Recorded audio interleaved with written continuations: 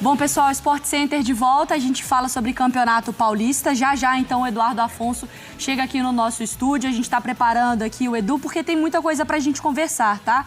Bom, a gente estava aqui durante o Sport Center, mas eu trago as informações para você. O São Paulo empatou com o Mirassol em 1-1. A gente sabe que é muito difícil jogar fora de casa. A gente sabe que é muito difícil encarar o Mirassol. Daqui a pouco o Edu traz mais detalhes para o Fã do Esporte. O gol do São Paulo foi marcado pelo Galopo. Olha só, tem tanto tempo que a gente não viu o Galopo começando como titular também com a camisa do Tricolor Paulista, e o Luiz Otávio marcou o gol para o Mirassol. Na tela, a gente tem então o São Paulo desde a estreia do técnico Thiago Carpini, 2 jogos, 1 vitória e 1 empate, com aproveitamento de 66,7%, 4 gols marcados, 2 gols sofridos. Então, os primeiros passos do Thiago Carpini no comando. Agora sim, Edu, boa noite, tudo bem? Tudo bem, Mari? Como tá? Tudo certo, bem-vindo aqui ao estúdio do Sport Center, na estica, pronto. Conta pra gente como foi a partida, porque na hora que eu bati o olho na escalação, eu falei, opa, tem algumas coisas ali, muitas novidades. É isso, o Carpini tá seguindo aí um cronograma. Ele treinou o time 5 dias só, né? Porque ele pegou a última semana só de pré-temporada. E, claro, toda a atenção tá voltada pro jogo do dia 3, do dia 4, daqui a pouco eu falo da Supercopa. E hoje ele fez algumas modificações. Ele segurou em São Paulo Lucas Moura para um cronograma especial de trabalho, jogou bem contra o Santo André na estreia, mas se desgastou, tem que ter um cronograma especial, o principal jogador de linha do São Paulo nesse momento. E o Eric, que sentiu uma pequena lesão, um pequeno desconforto, então para evitar qualquer lesão mais grave, também ficou em São Paulo. Fez algumas mudanças interessantes. Como ele não queria desgastar o único lateral direito à disposição, que é o Igor Vinícius, ele improvisou o Diego Costa como lateral, que é zagueiro. Na hora que saiu a escalação, a gente imaginou 3 zagueiros, mas não. Diego Costa jogou de lateral, Ferrarese e Alan Franco como zagueiros e o Wellington pela esquerda. No meio de campo, o Galopo reapareceu como titular no lugar do Luciano, que só entrou no segundo tempo. E no ataque, o substituto do Lucas foi o Ferreirinha, que pela primeira vez começou como titular. O jogo foi muito movimentado. Mari, você falou, é difícil o Mirassol? Difícil, né? Dificílimo, time bem estruturado. No ano passado quase subiu para a Série A do Brasileiro, manteve a base, manteve o Moser como técnico e deu muito trabalho ao São Paulo. Tanto que fez 1-0 com o zagueiro Luiz Otávio, que é um zagueiro de 1,94 m. Para mim, aí uma falha de posicionamento. Ninguém sobe, ele recebe um cruzamento, cabeceia sozinho, faz 1-0. Muito parecido o gol até com o que o São Paulo sofreu do Santo André, como também ninguém subiu na ocasião com o atacante. O atacante do Santo André não teve dificuldade. Hoje o Luiz Otávio também não teve nenhuma dificuldade para fazer 1-0. E aí o São Paulo conseguiu o gol de empate no último lance do primeiro tempo. Pênalti marcado, o Galopo converteu muito bem a penalidade. Eu até achei que o Luiz Otávio seria expulso, mas assunto de arbitragem, porque ele coloca o braço na bola em direção ao gol. O árbitro deu apenas o amarelo, marcou o pênalti, o Galopo cobrou muito bem, fez 1-1.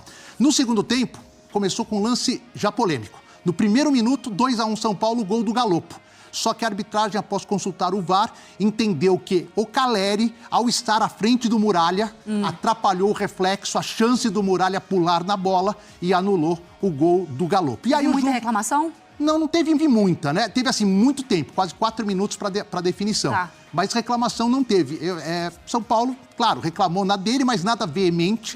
E o árbitro apontou, explicou ali no gramado qual foi o motivo da anulação. Teve uma jogada antes, no início da jogada, de falta que o Mirassol pediu, mas não foi isso que foi analisado. O que foi analisado foi a posição do Caleri à frente do Muralha.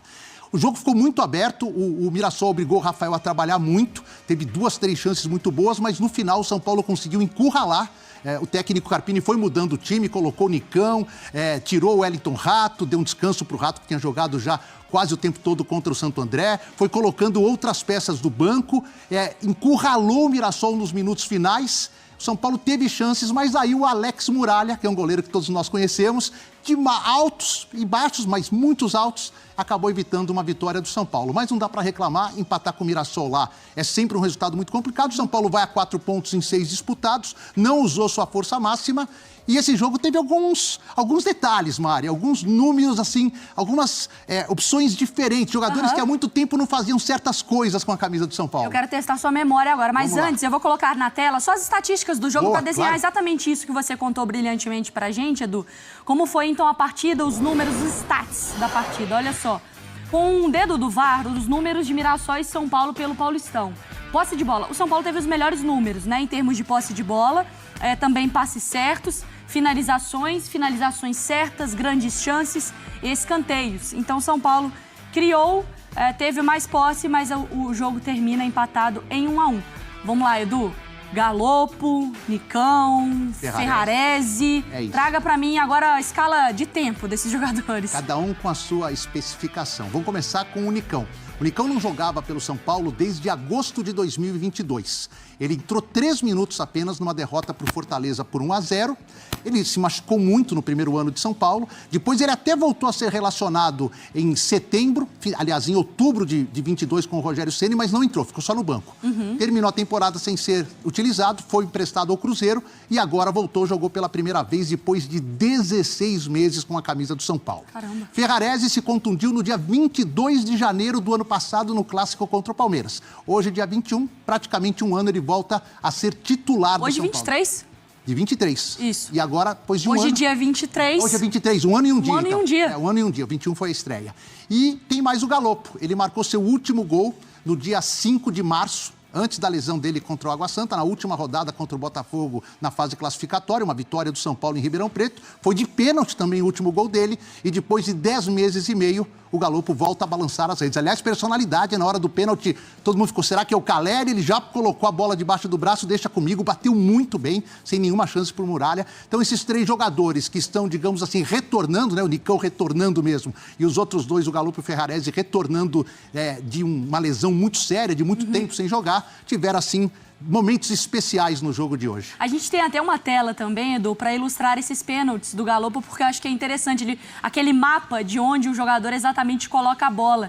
O pessoal vai colocar aí na tela para a gente analisar, porque, assim, realmente chama muito a atenção, né? Olha só, a gente tem esse mapa do Galopo em 4 cobranças, 4, então, conversões. Ele deslocou o goleiro em 3 vezes. Então, colocando essa bola bem no cantinho também, sem muita chance para os goleiros adversários conseguirem pegar, né? E claro, a gente, enfim, a questão lá do Muralha, tem até com o pênalti, de cair para um lado, de cair para o outro, o goleiro também. Tem até um detalhe, Mari, que eu recebi informação até do nosso Pedro dos Anjos, que a galera do Cruzeiro estava comentando que num jogo Cruzeiro e Flamengo, numa decisão de pênaltis, o Muralha pulou 5 vezes para o mesmo lado que ele pulou hoje para tentar defender. E provavelmente o Galopo, sabedor disso, colocou do lado oposto. Jogou do outro lado. Bom, você falou sobre uma data que eu acho que é a mais importante desse período aqui do início de temporada. Tem a decisão da Supercopa. Sim. E também me passa uma programação, uma agenda do São Paulo, Edu. Então, São Paulo vai voltar à folga nessa quarta-feira.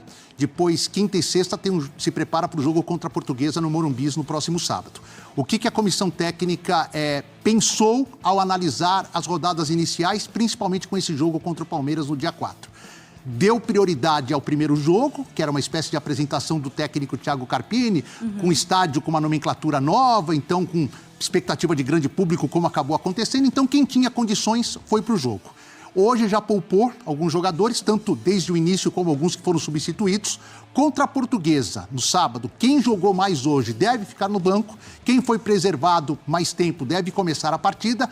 Tudo para que terça-feira que vem, no clássico da 4ª rodada na Arena Neoquímica contra o Corinthians, haja a possibilidade do São Paulo ter força máxima e seja o único grande teste antes da final, no final de semana que vem, contra o Palmeiras em Belo Horizonte, no dia 4. Existem 4 jogadores que estão sendo preparados para esses 2 jogos. Rafinha, lateral direito, é o mais difícil de ser aproveitado, está em fase final de recuperação de lesão, faz um cronograma especial. Michel Araújo, Arboleda e o grande nome que o torcedor do São Paulo espera que vingue nessa temporada, Rames Rodrigues. Esses 4 provavelmente também não enfrentam a Portuguesa, já não jogaram contra o Santo André, e aí contra o Corinthians seria, assim, um primeiro teste na temporada para que eles reúnam, se não todos, alguns deles, condições para o dia 4 lá no Mineirão. Então, no calendário ali do Carpini tem 2 datas, o jogo contra o Corinthians e, claro, a decisão da Supercopa. Todos os bem anotados ali pro treinador. Edu, obrigada, viu, pelas informações, pela participação aqui. Boa, e lembrando que o São Paulo agora com essa parceria, né, da Sideral, com o Voo, agora tá voltando agora, vai ganhar tempo, sai de Rio Preto agora no início da madrugada, desce em Cumbica, porque Congonhas está fechado durante a madrugada, os jogadores já chegam assim, se fosse voltar amanhã num voo fretado, perderia a quarta-feira. Com essa parceria, ele já estará aqui nas primeiras horas da madrugada na capital paulista. Valeu, Mari, boa sequência. Obrigada, Edu. Valeu. Importantíssima essa informação, mas fica comigo. Competitivas. Vale ressaltar que nós enfrentamos uma equipe que por poucos pontos também hoje não estaria jogando uma Série A.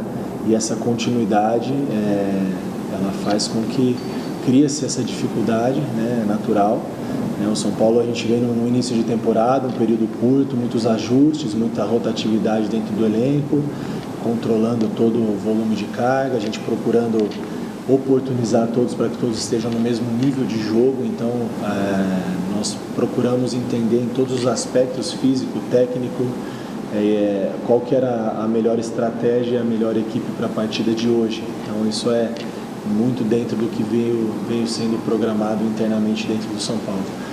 Em relação ao gol anulado, eu não vou entrar muito no mérito dessa questão, porque acho que tudo que a gente fala demais acaba surtindo algum efeito, e na maioria das vezes negativo e não positivo, porque não vai voltar atrás do que aconteceu.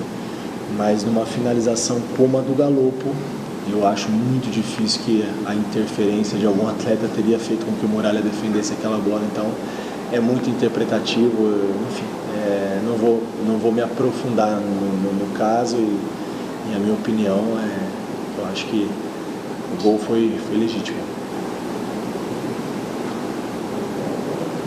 Capini, boa noite. A importância do Galo voltar a jogar, ele fez no Campeonato Paulista no ano passado, até se machucar, um bom artilheiro, fez na competição no ano passado, voltando a atuar titular, fez gol, fez o segundo gol, a importância de ter um meia, um elenco como o Galo. Muito importante, né? Assim como o Galopo também, o Nicão voltando a atuar bem pelo São Paulo, gostei também da entrada do Nicão, participativo. O Galopo, depois de um longo período de inatividade, a gente teve a oportunidade de fazer 10, 15 minutos no Morumbi na nossa estreia. Hoje um período um pouco maior dentro do programado, toda a carga muito bem ajustada e controlada, e essa evolução de maneira gradativa. É um cara que sabe fazer gols, isso já é uma amostra desde o ano passado, né? Em várias oportunidades ele foi decisivo. Ganhamos mais uma opção com a entrada do Galopo, sem dúvida. Ele ainda, assim que ele atingiu o seu melhor nível de jogo, por mais que fisicamente ele esteja recuperado da lesão, a gente sabe que o jogo é diferente, né? Alguns aspectos são muito específicos e é isso, ele precisa jogar, não tem jeito. E ressaltaria também a entrada do Nicão, que foi outra alternativa boa. Olá, pessoal. Aqui é o Cleuto, o criador do canal esportivo. Se você é apaixonado por esportes e está em busca de conteúdo emocionante, divertido e informativo, você veio ao lugar certo. No canal Cleuto, cobrimos uma variedade de times de futebol, trazendo notícias, análises e, claro, muita diversão. Estamos construindo uma comunidade incrível de entusiastas do futebol e queremos que você faça parte dela.